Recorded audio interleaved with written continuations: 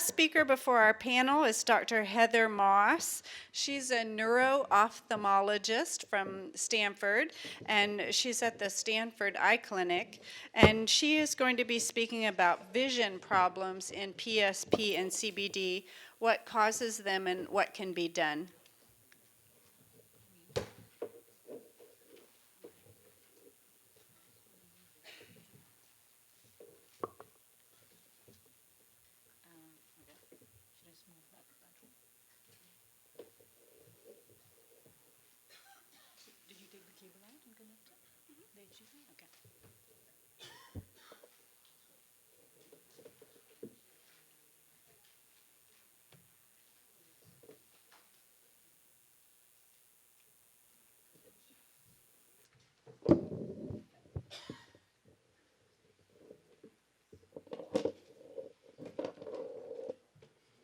All right, the computer worked, so we're off to a good start. So my name is Heather Moss. I'm a neuro-ophthalmologist at Stanford. I really appreciate the opportunity to be here today. And what I've been tasked with talking to you about is abnormal eye movements and what to do about them. It's hard to have exercises with eye movements, so hopefully the last two speakers have got you up and going, because this will be a little more sedate. All right. So eye movements are a really important part of vision. As a neuro-ophthalmologist, I'm concerned with basically everything to do with vision except for the eyeball. So I'm worried about how vision gets from the eye back into the brain with the optic nerve and then gets interpreted in the brain.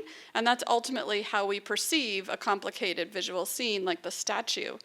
But critical to that as well is the eye movements, and that also comes from the brain. The brain has to coordinate two eyes moving with 6 muscles each to move around, and this is an example of a path of eye movements, a path of gaze that someone takes to look at the statue. So we really don't look out there and just get a gestalt of what we're seeing. We're moving our eyes around in little tiny movements to create this entire picture that we see. And so even though with PSP and CBD and other Parkinson's disorders, there is not, although there can be some problems with perception, this part, the eye movements are really a huge part of the issue with vision. So, in fact, progressive supranuclear palsy is really defined by some of the eye movement problems and this idea of a vertical gaze palsy that's an early finding. And what happens is that the eyes have a prominent problem looking down more so than up. And it turns out it's not a problem with the eye muscles. The eye muscles work fine. The nerves supplying the eye muscles work fine. It's a control problem. And we know that because we can use some reflex ways to get the eyes to move, and that's part of the diagnosis. But unfortunately, life is not using reflex ways. Life is trying to do things voluntarily a lot of times, and it doesn't help you if I can get your eyes to move by winging your head around if you want to look down to go down the stairs. So a couple of things that this can cause problems with, and then some suggestions on how we might make that better. So if you consider someone walking down the stairs, usually what you do is you move your eyes so that you're able to look where you're going. Unfortunately, if you have the inability to move your eyes, then your eyes are looking straight ahead, and that makes issues with balance and gait even harder because now you're not seeing the obstacle that you're trying to look at. And so I think being aware of what this problem is part of the battle. Unfortunately, we don't have any ways to make the eyes move better, but being aware of it, as was the discussion with speech and swallowing, there may be some little tricks. And I think one of the biggest tricks for navigation is to use head position to compensate for the eye movement. So if the eyes don't look down, you can put your chin down. And then that can help you to look and to see what obstacles there might be that might trip you up and cause falls. So another issue that happens as all of us age is that we lose the ability to adjust our depth of focus between distance and near. And we really don't appreciate it much when we can do it, but all of a sudden we realize we're holding things further and further and further, and someone tells you you need reading glasses, and then hopefully someone says, well, it's even better, you can get bifocals. And bifocals really don't work very well if you have a vertical gaze problem, and the reason is this. So bifocals are constructed with a distance prescription in the top and a near prescription in the bottom. And even if you have trifocals, that just means you have 3 prescriptions. Progressive or no line bifocals just means that instead of a sharp line demarcating these two, there's a gradual transition. But it's the same effect. There's different prescriptions in the upper part and the lower part of your glasses. And you need to move your eyes to use this. So what you do is you direct your gaze through the upper part for distance viewing, and then you move your eyes down for near viewing. Moving your head isn't going to help this because your glasses are attached to your head, and so they're simply going to move with you. And so when you can't move the eyes, usually you're lined up for the distance portion, but you can't get down to the near portion, and that can really create problems with reading, computer use, and various other things. And so the solution for this, although it's a little inconvenient, is to have single vision glasses. So single vision glasses are the glasses that you used to have when you were younger, where you have 1 prescription in them, and you simply need different pairs of glasses for reading or distance. You could even have contact lenses for distance and then put on reading glasses when you need them. But that will mean that then you can position your eye gaze with head movement, your glasses will be the right prescription, and you don't need to deal with the up and down eye movement to use your glasses.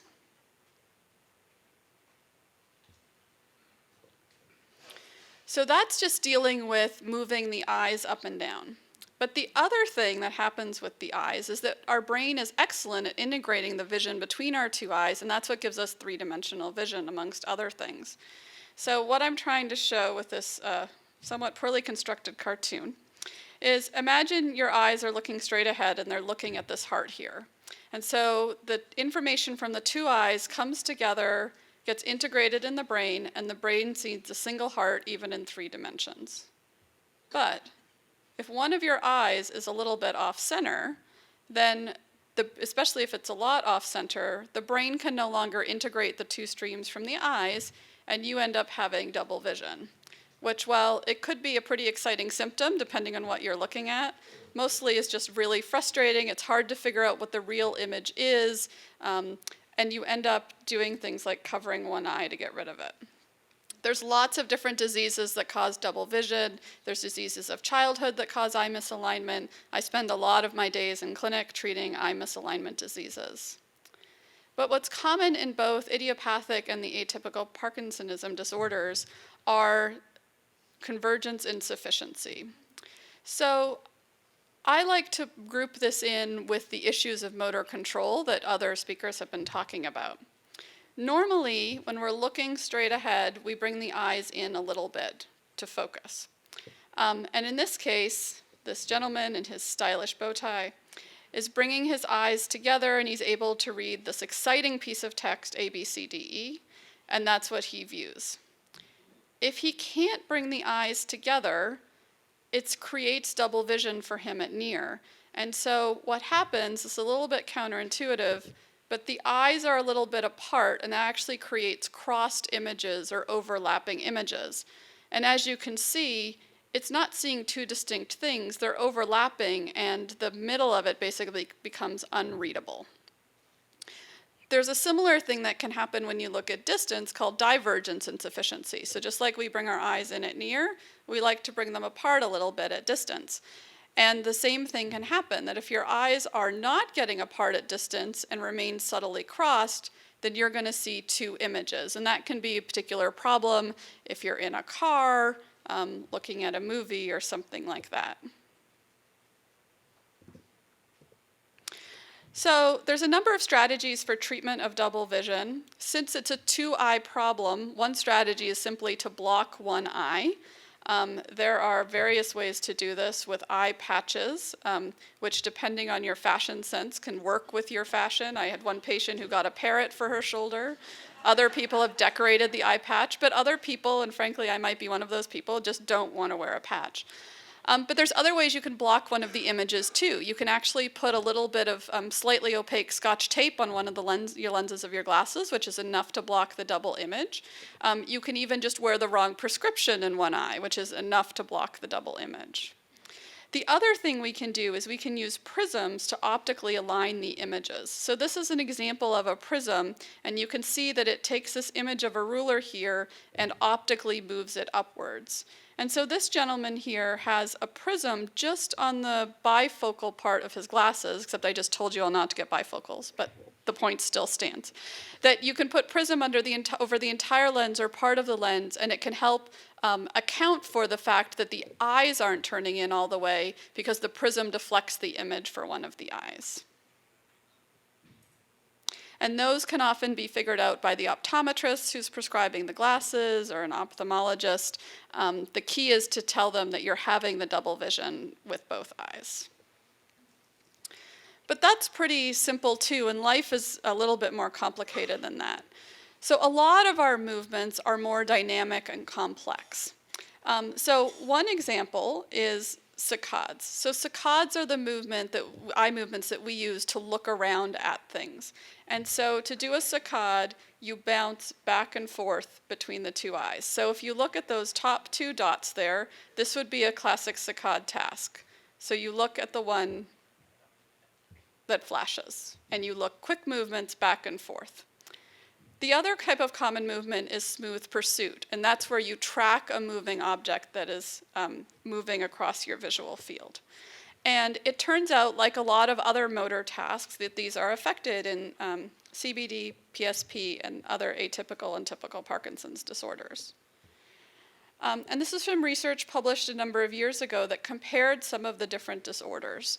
So in this particular task, the subjects here were asked to look at a dot, and then were asked to look at a dot that was 10 degrees higher, and they used eye tracking to follow that. So over here are the control patients. So these were patients without neurological disease, and they had to follow, these are just examples of 3 people. So this is the point at which the dot moved. So you can see the eyes don't move instantly, but there's a pretty quick jump as they move up to the target, and they're able to maintain gaze on the target. The subjects with CBS, you can see given the same task, first of all, there's a delay. So the eyes didn't start moving as soon as they did for the people without neurological disease. And then they got up there in a stepwise fashion. So they didn't get all up in the first motion. In PSP, it was even more pronounced. There was a delay, and then there was a much slower movement to get up to that target. And so there's clearly disorders of these rapid eye movements in these conditions. The same study also looked at smooth pursuits. So in this particular one, again, it was vertical, and they had to follow a target that was moving up. Now this graph is a little bit different. Instead of showing the position of the eyes, it's showing the speed of the eyes. So with a constantly moving target, what you expect to see is a constant eye movement speed. And indeed, for the control patients without neurological disease, you can see there's a pretty constant speed here as they follow the target, and they stay on target. With both CBS and PSP, again, there's a delay in what's starting, and the speed never reaches the speed of the target, which would be what the controls are getting to. And so there's this constantly being a little bit behind what the desired target is. So it's all well and good that we can describe these things and make the measurement, but I think the real question is, how does it apply? So there's some tasks that are important. I already talked about looking at a complicated figure and how we use saccades, these little eye movements, to create that image. But also in reading, unfortunately that image didn't come up, but I'll show you the example. So in reading, we need to move our eyes through the text, follow the lines of text, and it's both a matter of moving the eyes and then resting on words to read them.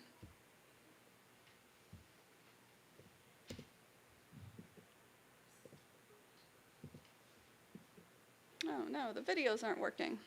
Well, I'll go through the examples and then I'll go out of PowerPoint and see if I can show you the videos. So here's an example of a reading path in someone who doesn't have any neurological disease. And this is a pretty simple task. These are lines of numbers, and people are asked to just read the numbers out loud from left to right. And you can see the circles are where they rest their gaze, and then the lines between them are the saccades. So the person moves through the numbers, it goes back to the next line, moves through, and this takes the person without neurological disease about 12 seconds. So here's someone with idiopathic Parkinson's disease. So you can see the circles are much bigger, and the gaze isn't quite as organized. There's some overshoots and undershoots, and indeed it takes about 21 seconds to get through the entire task. And so this goes along with what I was showing you before. This is the result of these abnormalities in the saccades. And I think people have been going to ophthalmologists for years saying, oh, I have trouble reading, I have trouble reading. And everyone says, well, your reading prescription's okay, because you can read the 5 letters I give you on the card, and your eye, the surface of your eyes looks good, it's not dry. But this is what we're starting to think is some of the problem, is it's these eye movements that aren't quite accurate. And so that was the example I just showed you compared to the person without neurological disease. And here's someone else with idiopathic Parkinson's disease. And I apologize that I don't have CBD or PSP. It's just that this hasn't particularly been studied in these subjects yet. And this one you can see is even more disorganized. There's even bigger pauses. If I showed you the video, which would be 2 minutes long, it's all over the place. And this actually took this patient 120 seconds.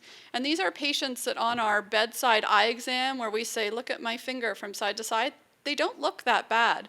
But when you do the complex task, you can clearly see why this individual might be having trouble reading. So the question is, what do we do about it? And the best I can offer is that there's some different strategies that may help some people to read, and a lot of it has to do with making things easier to follow. So one thing that's extremely helpful is something to isolate the lines. So this can be something that you buy, or you can just use the edge of a ruler or the edge of a piece of paper, and the idea is it gives your brain something that you can help line up your vision so you can follow it.